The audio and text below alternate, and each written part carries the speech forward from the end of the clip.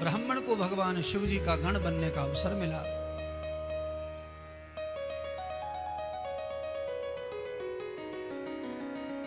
अश्यम प्रमाणम प्रत्यक्षम किम, और प्रत्यक्षम किम प्रमाणम। अब तो भगवान सूत जी ने सौनक आदि ऋषियों को देवराज ब्राह्मण के महापाप का खात्मा भगवान शिव की कथा से ये प्रमाण दिया। भगवान सूत जी ने कहा कि ये देवराज ब्राह्मण भगवान शिव का गण बन गया, कथा सुनकर के उसके सारे पापों का विनाश हो गया। क्यों पापों का विनाश इसलिए भी हो गया क्योंकि हस्तार भोगम शरीरश्च, देवराज ब्राह्मण का शरीर भी पाप भोग रहा था, बीमार पड़ा था, सड़ रहा था। और फिर कथा, इसलिए बीमार से बीमार आदमी को भी कथा श्रवण करनी चाहिए, क्यों ये कथा औषधि है। और शिव जी का तो कोई भी मंत्र, शिव जी का कोई भी अनुष्ठान बीमार के लिए बहुत फायदेमंद, क्योंकि भगवान शिव बीमारियों के वैद्यनाथ भी तो हैं।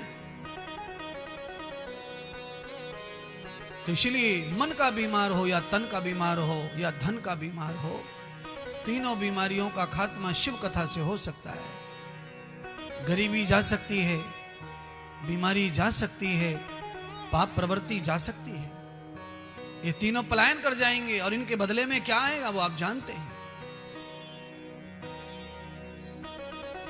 ऋषियों ने देवराज की कथा सुनी तो ऋषि मुनियों का भाव सूत जी के मुख से निकलने वाली कथा के प्रति जागृत हो गया। सौनक जी खड़े हो गए और कहने लगे, अग्रे कथाम वर्धिताम। हे भगवान, हे सूत जी, अब हमें ऐसा लगता है कि आपने जो दृष्टांत दिया उस दृष्टांत को सुनकर ऐसा लगता है कि शिव की कथा हमें सुननी चाहिए। भगवान शिव में हमारी प्रीत हो जाए उसके लिए और कोई दृष्टांत बताओ।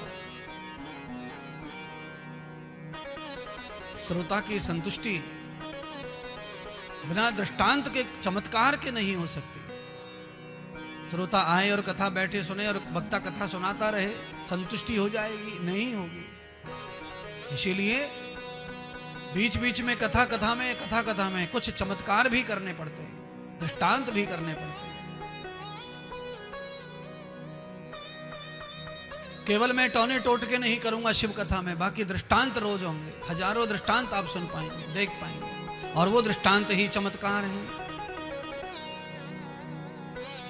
क्या करना चाहिए भगवान शिव के साथ जिससे हमारा भी देवराज ब्राह्मण की तरह उद्धार हो जाए और हम पतन से मुक्त हो जाए, गण बन जाएं शिव के।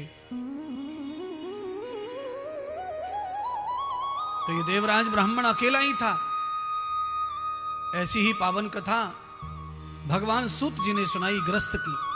तो कहा, ग्रस्त की कथा सुनो, भगवान शिव की महिमा तुम्हें और समझ में आएगी कि वो कैसे दयालु हैं और पापियों पर परमात्मा शिव कैसे कृपा करते हैं। भगवान की कथा का, भगवान के श्लोक, शिव कथा का, शिव पुराण के श्लोकों का हमारे कानों में पढ़ने के बाद उनका क्या फल बनता है, परिणाम बनता है, तो कैसे समझेंगे।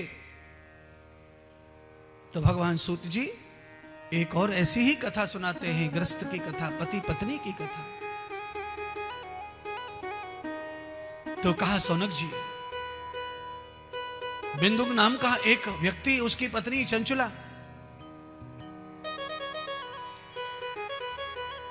धर्मात्मा, पतिव्रता, और उसका पति बिंदु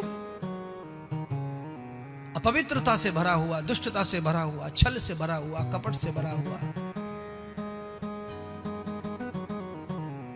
अपनी सुंदर पवित्र स्त्री को त्याग कर अन्य स्त्रियों में गमन करता था। चंचला ने अपने पति के साथ रहकर अपने पति को कभी स्पर्श नहीं किया, इसी गुस्से में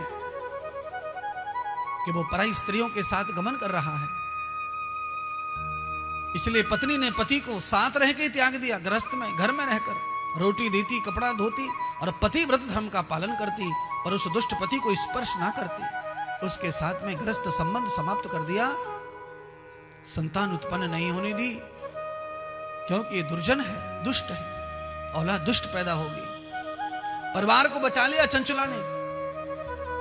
चंचुला तपस्या के साथ जी रही और एक दिन ऐसा हुआ कि दुष्ट कर्म करके पत्नी को धोखा देने वाला जो पति था बिंदु असाध्य रोग से ग्रसित हो गया। अनेक स्त्रियों का संग करने से उसे क्षय रोग हो गया और उसका शरीर जर्जर हो गया, बीमार पड़ गया, बिस्तर में लग गया, मरने के कगार पर पहुंच गया और अंत तो गत्वा वो मर गया।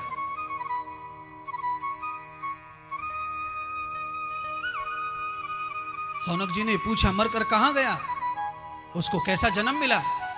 तो भगवान सूत जी कहते हैं उसे पिशाच योनि में जन्म मिला।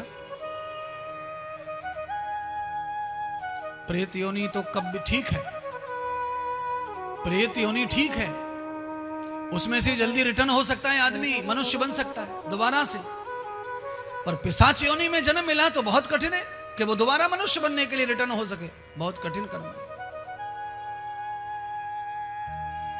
चंचुला का पति पिशाच बन गया। पत्नी जवान और सुंदर थी, पतिव्रता थी, तेज से भरी हुई थी, विधवा हो गई, बालक कोई था नहीं।